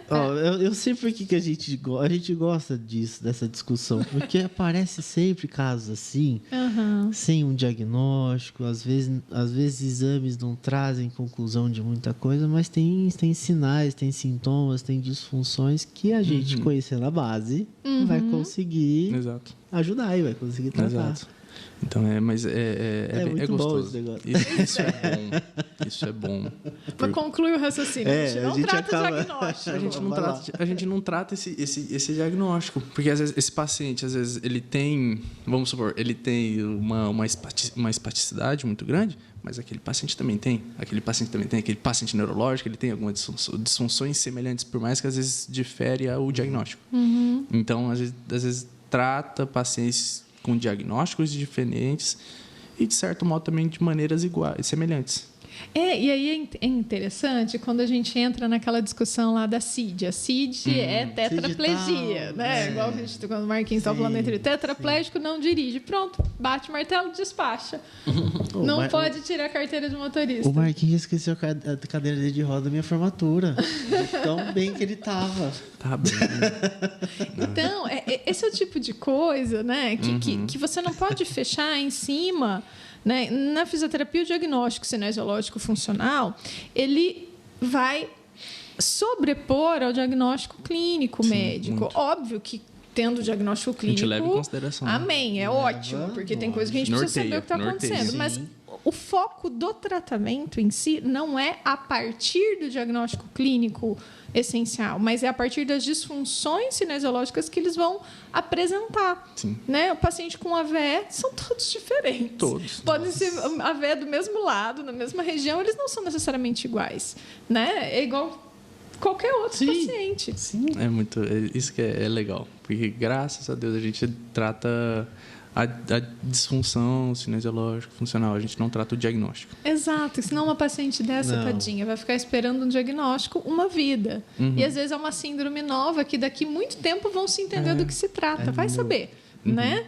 E a gente consegue dar qualidade de vida, né? A gente consegue treinar habilidades para ela poder resolver problemas, enfim, é o que a gente pode fazer, né? Porque a gente, independente de diagnóstico ou não, independente de disfunção ou não, a gente vai estar tentando arrumar um caminho para a gente fazer essa pessoa ser funcional, otimizar a função, ter qualidade de vida para ela conseguir fazer as coisinhas dela durante o dia a dia. Posso pôr você na parede? Aí, Pode. tá, não, isso vai falar um negócio Não, antes. pode falar, Antes de não, pôr, fala, vou te fala, dar uma fala. sobrevida. Toma. Toma. A gente trata o indivíduo, né? A gente trata o indivíduo. Isso para mim é o foco principal daquilo que a gente escolheu fazer como fisioterapeuta. Se a gente para de tratar o indivíduo e enxerga ele como um nome de doença, Acabou. acabou a nossa profissão. Porque a gente vai ficar muito limitado.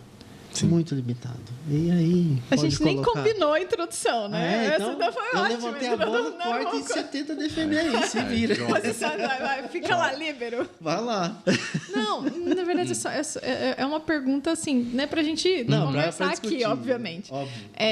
Como que fica a evidência científica nesses momentos? Como é que você lida com isso? Eu acho que é por conta disso que às vezes as pessoas questionam o Bobat, que às vezes acham que não existe evidência científica, mas aí você pega, mas por que você acha? Mas eu li isso, deixa eu ver esse artigo. Nem é Bobat. Ah, tá. Olha aí. Nem é Bobat. Tá? É por isso que a partir de 2017 foi feito aquele mapa de prática clínica para deixar mais exemplificado do que é Bobat, né? Então, do que se trata o conceito. do que se trata o conceito. Não é um né? protocolo, é isso que me deixa louca. Não é um protocolo. Então, às vezes, é por isso que assim, existe profissionais que às vezes não trabalham e não gostam muito do Bobat. Respeito, obviamente. Tem gente que conhece ainda assim, não gosta, mas tem muita gente que não gosta, mas não conhece qual é a real do Bobat. Né? Acha que é um trabalho passivo, acha que é um trabalho com mãos o tempo todo e não Talvez te ajudando aqui e complementando aquilo que a gente gosta de abrir falar, muitas vezes. Uhum. A dificuldade é que, assim, dentro, talvez, do artigo, igual você deu exemplo, tem que estar escrito que é o conceito Bobat. Uhum. Só que o conceito, para mim, e a gente já discutiu isso um dia, falando que, assim, ele está aberto a ser modificado. O tempo todo. Porque ele está em constante evolução. E aí que mora a grande dificuldade, talvez, de você pegar o teu paciente e colocar ele junto com mais uns 1000 que são iguaizinhos para poder estudar. É muito difícil isso na neuro também. Eu falo que o problema não é o conceito Bobat, não é o conceito X ou Y. O problema é a forma como o método científico atual tem para tirar algumas conclusões de evidência científica. Porque o método de ensaio clínico randomizado duplo cego com pacientes com critérios de inclusão muito fechados e específicos, ele limita. Ele é excelente. Não, excelente. A gente não tira o método. Muitas coisas. Não tira o método. Mas ele não... nele não... Primeiro, ele consegue apenas um recorte da realidade. Ele nunca vai conseguir representar a realidade como um todo. Isso é uma coisa. Ele não vai conseguir avaliar todos os elementos de um conceito. Ele vai avaliar pontual uma ou outra coisa. Né? No máximo. E ele é incapaz de acessar algumas particularidades e individualidades. Então, e isso faz com que... assim, é a minha visão pessoal. A gente tem que ler sobre os artigos e as evidências científicas, observando o que elas trazem, primeiro, de informação a respeito... Pode ser do Bobot ou não. Vamos falar só do controle de espasticidade, que fica de maneira mais genérica. Como controlar a espasticidade? Tem um estudo que está falando sobre alguma coisa para melhorar quem tem aumento de espasticidade. Eu tenho que olhar o que foi feito, quem eram esses pacientes, quais os critérios. Será que esses pacientes são parecidos com os meus? Com o que esse meu aqui apresenta? Isso aqui, né? Então, assim, existem muitos elementos para você trazer o recorte da realidade, que é a evidência científica, para a realidade do caso concreto na sua frente. Né? Fazer essa ponte, eu gosto de falar, sempre me exige eu saber aquilo que o autor trouxe de pressuposto para testar isso. Então, se eu não entender o que foi testado, como foi, qual a base neurofisiológica que ele está trabalhando, porque cada conceito tem uma base, você escolhe essa teoria ou aquela teoria, né? Então, qual a teoria que ele seguiu? Se não é a mesma, esse método não testou esse aqui. Né? Então, eu não posso tirar essa conclusão para negar esse outro aqui, porque eu teria que ser de outra forma. Então, eu sempre vejo dessa forma. Eu preciso entender tudo que está na base para entender esse estudo. Aí eu sei se eu posso aplicar ele para o que eu estou vendo. Sabe por que eu levanto também essa questão? Porque já me questionaram o seguinte: então você diz que vai sempre trabalhar com as exceções. Eu escutei tanto isso. Você dá aquela respirada, né? Você fala, não é que a gente trabalha com as exceções, né? Talvez a gente ainda não consiga, igual a Juliana colocou, encontrar aquele estudo que encaixa 100% com o meu paciente. É difícil. Muito difícil. Quase nunca. Então, assim, mas eu não trabalho com exceção, por isso que eu delimito o meu atendimento. Ótimo. Beleza, também. tá tudo certo, é a minha opção. Só não negue que elas existem. Esse é o meu ponto sempre de defesa. Não vamos ficar aqui, porque eu não achei... o artigo sobre tal assunto, ele não presta. Sei lá, às vezes precisa realmente mudar a forma de estudar alguns conceitos.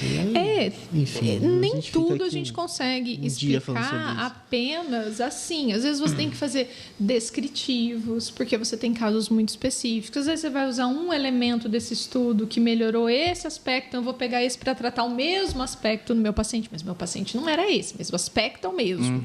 E assim vai, né? Assim não sei. Vai construindo, né? Assim vai construindo, mas é complexo. É complexo. Porque a gente, às vezes, vamos supor assim, vamos pegar um método, vamos pensar assim, estou avaliando um paciente que tem um aumento de tônus.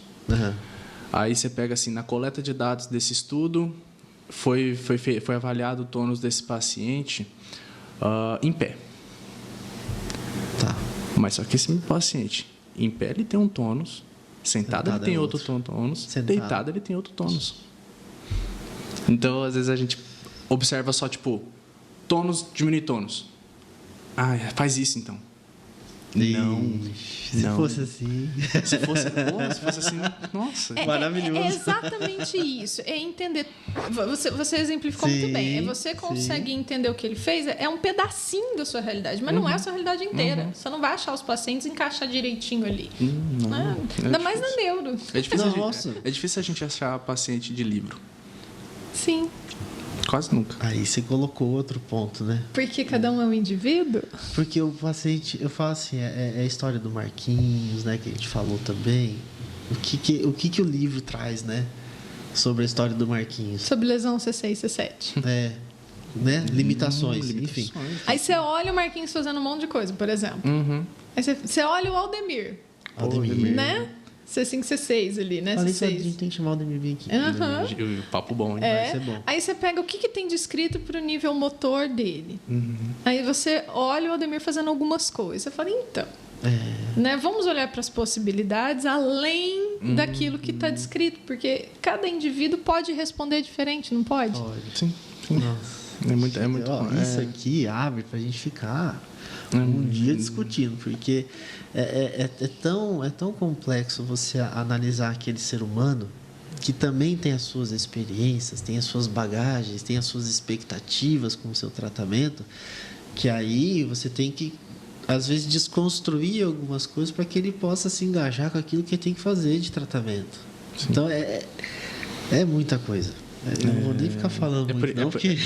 É por isso que na faculdade, às vezes, a gente... Acho, o que eu sempre observei de vocês como professor é essa questão de, às vezes, despertar a gente um senso crítico. A gente ser bem cético no que se refere a nossas tomadas de decisões clínicas. A gente nunca fazer algo... fazer dessa forma porque o Deller me falou para fazer dessa forma. Isso não, pelo amor de Deus. Eu sempre falo, me questiona, galera, sempre. Eu falo, fala que eu tô errado, por favor. Por favor. Então, mas é por conta disso que a gente tem que entender na faculdade que o objetivo do professor... É isso, né? É isso. É você despertar esse senso crítico, fazer você ser um cético naquilo que você está fazendo. Você sempre se questionar. Porque se você não questionar também, você não vai estudar. Você vai fazer sempre a mesma coisa de uma maneira só. Você não vai conseguir fazer um trabalho com qualidade. Pronto. Então, a gente é movido a perguntas. E a ciência se constrói assim também. Com perguntas. Então, a gente precisa continuar evoluindo. Continuar perguntando. A gente precisa continuar tendo dúvidas. Dúvidas e menos certezas. Mas que as certezas venham a partir daquelas dúvidas também, né? Com certeza. Se concretizar bem. Então... Nós estamos filosofando, né? Nesse final de tarde aqui. É só água, tá? Água. É água só. Até onde me falaram. Até onde me falaram é só água. Não, mas é só água. Só água. Talvez o ambiente ajude, sei lá. Nada a ver. Mas é muito bom conversar com você, Marcelo. Legal. Muito bom de ver, assim, que existe uma galera jovem chegando, né? E que tá interessada, tá indo atrás e tem aquele carinho, aquele amor, sabe? Pela fisioterapia. Eu fico... Né? Meu coração enche de alegria. Vai para um lugar quentinho, como diz a Cíntia. Não, mas eu que agradeço, porque igual essa semana tive essa oportunidade de voltar à faculdade que me formou e a última vez que eu falei na frente na Unigran foi seminário, né? Seminário científico. E voltar ali palestrando para os meus professores. Eu tinha hora que eu parava. Eu tava ali na frente, tinha hora que eu parava, aí eu olhava assim... É assustador. Lori, Cíntia, tal. Eu falei, caraca, eu tô aqui na frente, velho, que legal. E, tipo, isso é muito gratificante. Sim. E por isso que eu sempre deixo claro, assim, eu sempre gosto de falar muito. Assim, pô, eu tô aqui, tem mão sua, tem mão de todos os professores. Tanto que às vezes eu nem gosto de citar muito nome, porque eu sempre vou esquecer um. Eu sou horrível com o nome. Mas, assim, eu sou muito grato a tudo isso por conta que eu sou quem eu sou. Quem despertou esse senso crítico em mim, de ser cético em relação às decisões, foram vocês. Então, eu nunca vou esquecer isso, eu sempre vou levar isso comigo. Então, a gente... É o que me ajuda a ser profissional, que eu sempre brinco, às vezes, assim... Eu sempre vou buscar ser, até certo ponto, ser melhor do que você, porque eu quero. Mas, a gente do lado de cá, vamos falar, né? Do lado de cá, quando a gente vê, né? Por exemplo, a gente viu você, viu o Vitor da mesma turma. Vitor também. Palestrando. Nossa! É legal. E da mesma eu vendo... Chega a dar um arrepio. Porque você começa a ver aquela história assim, o professor quer sempre que o seu aluno supere ele mesmo, né? Então, é uma superação do próprio, é uma superação dele com relação a gente, porque a gente não está aqui na condição de superioridade. Não. Eu sempre falei, a única diferença sempre foi o tempo, só que uma hora esse tempo vai ficando talvez mais curto, no sentido que a gente vai realmente chegando num ponto que isso não tem mais tanta... Chegar a um ponto que eu poder também te ensinar algo. Mas ensina sempre. Mas isso ensina sempre. Aí que tá. Isso não é retórica, não. Não, é sério né? mesmo, As pessoas acham que é retórica, mas não é.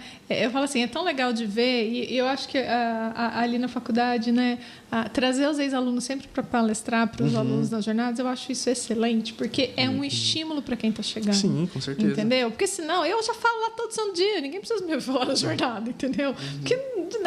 Porque são coisas mais assim, eu acho muito legal, porque isso inspira. Então, trazer, né? Quem mais que falou? O Caio, o Vitor, o Pablo. Então, trazer vocês traz para aquele outro aluno que está ali inspiração. Pô, eu quero estar ali também. Olha só, né? Ele está aqui. Então, eu acho isso, assim, excelente. É uma coisa importante. Cria um vínculo importante ali na faculdade. Isso eu admiro muito. Na verdade, a gente sempre fez isso, desde sempre, né? Sim. Então, eu acho isso ótimo. E outra coisa que eu acho interessante, que tem uma frase do Guinon que eu gosto bastante, né? Que fala do mestre. Sim. Eu fico pensando sobre ela toda vez. Que ele ensina aquilo que ele sabe, né? Ele te inspira naquilo que ele não sabe e ele te estimula a ser o seu próprio mestre interior. Faz sentido. Entendeu? Eu me Essa- inspiro sempre nessa Tá frase vendo? dele. Boa. Essa foi boa. Porque é isso, né? É isso. Para mim é isso. Mas é isso, a gente não tá. Tanto que a gente pergunta e fala, na verdade, muitas vezes para os alunos, para questionarem a gente, para duvidarem do que a gente fala. Sim. E não é porque, não, vamos gerar. Não, é porque realmente é o que vai gerar senso crítico, é o que vai fazer esse aluno crescer, porque vai buscar conhecimento. A gente está ali como um orientador disso tudo. Mas a gente orienta por um tempo. Sim. Depois, a gente está aqui para conversar. Aqui, ó. Entendeu? Conversando. A gente vai ajudar da mesma forma assim, Marcelo, cara, tomou um paciente aqui que, sei lá, o que eu faço com ele? Eu já avaliei isso, será que está faltando alguma coisa? Será que eu esqueci de olhar para neuro? Uhum. Não, mas não é. Não, então... e essa troca é legal. Essa troca é legal, porque aí a gente consegue ver assim, pô, cara, eu tô tendo uma conversa legal. Quando a gente se dá por si, às vezes, pô, cara, eu tava lá no primeiro ano da faculdade, vi primeiro. Tá vendo? Os primeiros pessoas que eu tive contato foi os dois. Uhum. E agora a gente tá aqui, não só aqui, mas. Sim, fora daqui. Pô, né? da fora daqui até muito mais. De pegar, pô, conversa igual para igual, tranquilo, de boa. É isso. Dando risada, tranquilo. E é isso. É isso. E muitas vezes a conversa não é nem relacionada à fisioterapia. Não. Também, é isso ela também. Ela tá no meio, né? Ela tá no meio, mas nem sempre é porque a gente gosta, né? A gente adora colocar a fisioterapia no meio de todas as conversas. Mas o objetivo é esse. Eu acho que esses laços são importantes porque também fortalecem a gente como profissional, a gente como pessoa, né? Uhum. Mas eu só tenho a agradecer. A oportunidade de estar aqui mais uma vez. Tá papeando aqui. A primeira vez nem fiz, aqui ele veio no outro. Ele veio no canal da clínica. No canal da clínica. Né? Primeira vez aqui. Agora aqui nessa conversa mais, né, em físico. Foi assim, o tema foi parecido, mas foi para outro caminho. Totalmente diferente. Mas, é verdade. A gente começou, talvez, seguindo o caminho e foi... Não, mas essa é a parte boa. Mas eu só tenho que agradecer, né, a oportunidade de estar aqui de novo, de estar aqui pela primeira vez no canal, mas... Não é a primeira vez, nem a última vez que a gente vai conversar bastante. Muito bem. Gostei dessa parte. Tá anotado e gravado. Tá anotado. E é uma honra sempre estar aqui, poder ajudar, se ajudar uma pessoa a entender alguma coisa, ou às vezes ter uma visão diferente, ser cético em relação a algo através dessa conversa. Nossa, para mim já tá ganho, já tá válido. Não vai ter views que vai levar essa qualidade, né? Levar esse ganho. Então, é uma oportunidade muito legal. Eu sempre gosto de tocar essa oportunidade, sempre deixo claro para qualquer um, falar, vamos conversar. Eu sempre deixo, desde da pessoa que está entrando agora na faculdade, ou da pessoa que quer fisioterapia, ou da pessoa que está saindo agora, ou a pessoa que é fisioterapeuta, vamos conversar. A gente tem que conversar para a gente se unir, para a gente conseguir o melhor para o nosso paciente, e é por isso que a gente está aqui. Se não fosse ele, a gente não seria nada aqui, a gente não estaria aqui. Exatamente. Mas a gente tem que agradecer a vocês e agradecer a oportunidade de estar aqui no canal mais uma vez com vocês. E vamos voltar mais vezes. E vamos voltar mais vezes. É isso aí, pessoal. Obrigada por terem ficado aqui, né? Todo esse tempo. A gente agradece também. Aquela história de se inscreve, curte, compartilha, comenta, deixa pergunta. E a gente, é legal porque a gente realmente gosta de ter, muitas vezes, até opiniões contrárias aqui, né? Muito. Então, Exatamente. Isso. A gente está aqui para trocar ideias. Tá bom? E até nosso próximo vídeo. Até mais. Gente. Tchau, tchau.